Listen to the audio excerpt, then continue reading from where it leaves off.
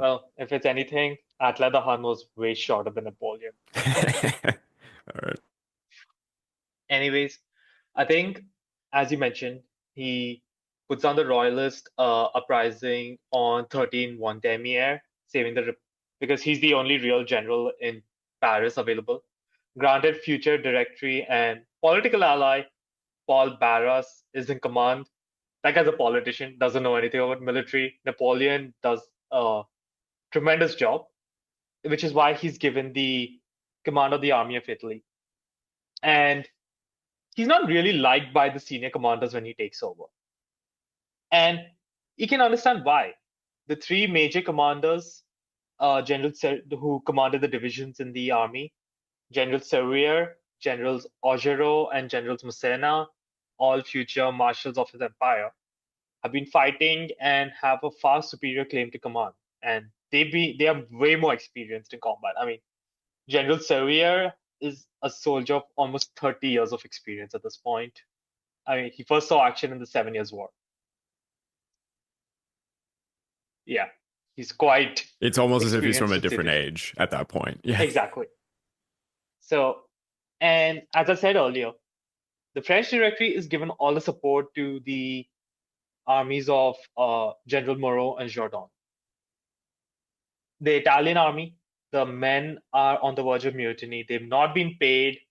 And I remember reading quite a lot of units did not have, forget having enough ammunition, they did not have guns.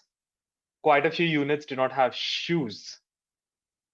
And food and medical care was abysmal, to And say the for the least. French, that's no bueno. It's for any army, right? You need the Particularly for supplies. the French, though, who notoriously, I've always read about having to have soup before, certain things, anyways. But Fair enough. they're exquisite with their food. Yeah. Yeah.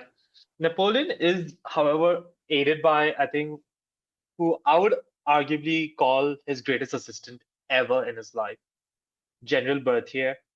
That guy knew logistics and planning for supplies and movements like no other, and he helps alleviate the situation.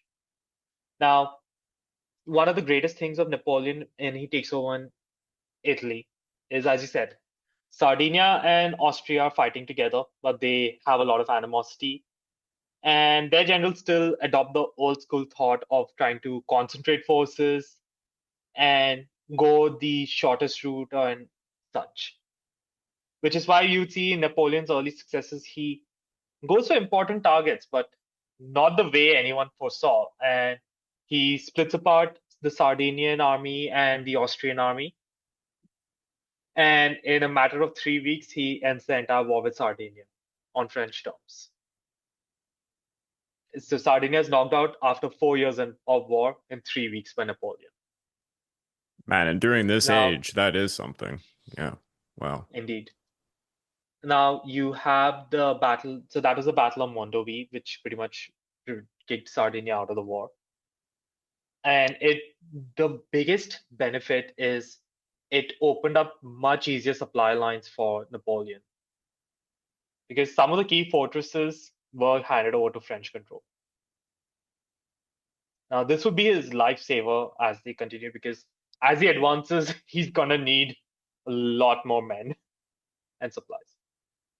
Now, you have later the Battle of Lodi, which is slightly, if I'm not mistaken, Lodi is towards the east of Milan, and the Austrians are withdrawing. And what he does is he makes a bold attack, and in that, he defeats the Habsburg rearguard, taking about a similar number of casualties in terms of killed and wounded, but capturing over 1,800 more men. And yeah, then he's able to start moving further down to Italy because while Milan is sacrificed, even though it was the capital of the Austrian center of power in the region, where the Austrians plan to make their stand is this area called the Quadrilatero or the Quadrilateral Fortresses. So in northern Italy, uh, at the towns of Legnago, Verona, Pescara, and Mantova, which are all south of Lake Garda in the north.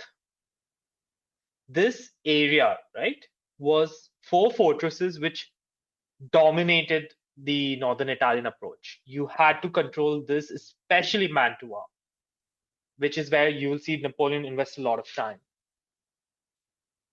He has a first unsuccessful siege of Mantua, but given the supply constraints and the limited forces, he has to break the siege because the Austrians, unlike the French, are pouring in reinforcements down to Italy.